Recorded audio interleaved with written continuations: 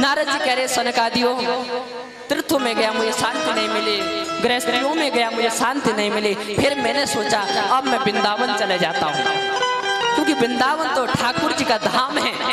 वृंदावन में तो स्वयं बिहारी जी ने रास लीला की है, स्वयं गोपियों का पायन किया है, इसलिए मैंने सोचा वृंदावन में चले जाता हूँ। अब गृहस्थियों को त्याग करके नारद जी वृंदावन आए। वृंदावन आकर देखा तो यमुना के तट क्या देखा?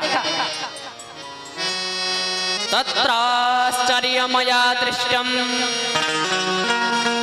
श्रूयतां तन्मुनीश्वरा,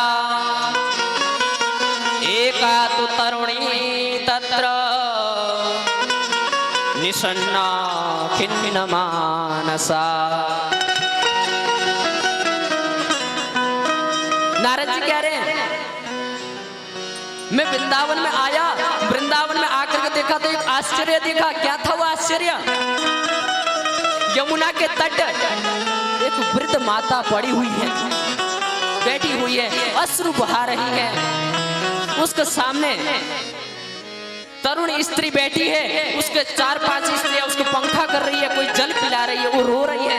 उसके सामने 2 वृद्ध बुड्ढे लेटे पड़े हैं, 2 वृद्ध लेटे हुए हैं। नारद जी ने वो दृश्य देखा तो नारद जी से रहा नहीं गया, लेकिन मन में शंका हुआ ये स्त्री, सारी स्त्रियां बैठी हैं, मैं संत और जाकर के पूछूं कि मैया क्यों रो रही हो, रोने का कारण क्या है? वो पूछने लगे तुझे बाबा तुझे क्या मतलब मैं रो ना रहूं? इसलिए नारद जी ने सोचा मैं यहाँ से निकल नहीं चाहिए। अब जैसे ही नारद जी निकल पड़े, निकलने वाले थे तभी जो स्त्री बैठी हुई थी, तरुण स्त्री बैठी हुई थी, उसने नारद जी को देखा जाते हुए तो पीछे से आवाज दी। क्या बोली? भो भो साधु क्षणं तिष्ठ मच्चिन्तामपि नाशय, दर्शनं तव लोकस्य सर्वथा गहरं परम। भो भो साधु, अरे साधु आप कहाँ जा रहे हो? दौड़ करके रुक जाओ, मेरे दुख का कारण है उसको समाप्त करो, जो मेरा दुख है उसको नष्ट करो। नारद जी ने जब देखा कि वो स्त्री मुझे बुला रही है तो आए पास में आकर के बोले देवी तुम कौन हो और आप रो क्यों रही हो, और जो ये तो बुड्ढे पड़े ये कौन है, कहाँ से आए, कौन है? तब वो तरुण स्त्री कहती है, तरुण मतलब होता है जवान, तरुण स्त्री कह रही है, अपना परिचय दे रही है। क्या? अहम भक्तिरिति ख्याता इमौ में तनयो मतौ, ज्ञान वैराग्य नामानो काल योगे न जर्जरो। वो तरुण स्त्री कह रही है मेरा नाम भक्ति है। भक्ति क्या है? भक्ति। जो सामने तो पड़े ना बुड्ढे, ये मेरे पुत्र हैं, इनका नाम है ज्ञान और वैराग्य। अब नारद जी बड़े बड़े आंख खोले और देखे महाराज कहाँ 80 साल 16 साल की माँ और 80 साल के बेटे, बड़ा अचंभित है। 16 साल की तो माँ है और 80 साल के पुत्र हैं। माँ रो रही है, पुत्र के सामने बेहोश पड़े हैं। नारद जी ने कहा ये कैसे हुआ? तो भक्ति महारानी क्या लगी, आप संत आप ही बताइए, 16 साल की माँ और 90 साल के 80 साल के बच्चे को शोभा देता है क्या? अरे माँ वृद्ध हो पुत्र जवान हो तो शोभा देता है, कहना भी अच्छा लगता, हाँ मेरा बेटा है पुत्र है। अब कोई माँ कोई जवान लड़की कहे कि अपने बुढ़े पिताजी को कहे कि मेरा बेटा है तो भाई शोभा देगा? नहीं देगा। भक्ति महारानी कह रही है मेरा कर्नाटक में जन्म हुआ, महाराष्ट्र में पली, गुजरात में बड़ी हुई, मैं गुजरात में बड़ी हुई, सब जगह महाराष्ट्र में मेरा सम्मान हुआ, कर्नाटक में मेरा सम्मान हुआ। जैसे मैं गुजरात में आई ना, वहां मेरा सम्मान नहीं हुआ, वहां मेरा सब लोग अपमान करने लगे।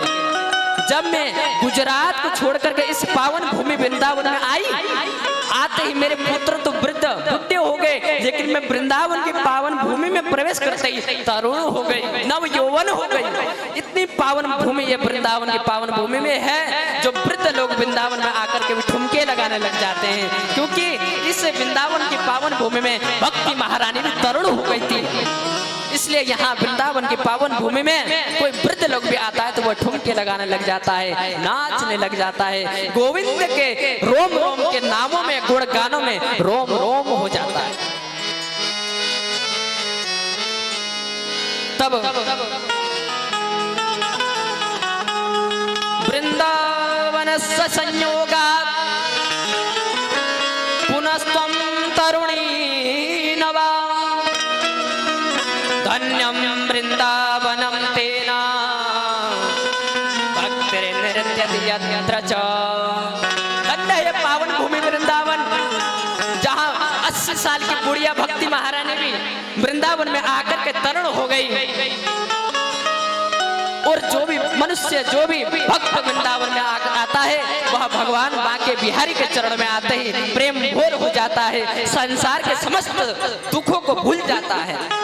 अब आप जब अपने घर से वृंदावन आते हो ना, जब आप संकल्प करते हो कि मुझे वृंदावन जाना है, जब आप संकल्प मन में विचार कर लेते हो कि मुझे वृंदावन जाना है, तभी आपके हृदय में गोविंद विराजमान हो जाते हैं। आपकी जो चिंता है, बाधा है, समस्त चिंता बाधाओं को दूर कर देते हैं। वृंदावन में आकर के ऐसा तो ना हो कि यहाँ आकर के वहाँ की चिंता करें, इसलिए आने से पूर्व ही वहाँ की चिंता समस्त दूर कर देते हैं। वृंदावन में आकर के तो बड़ा ही मन पवित्र हो जाता है।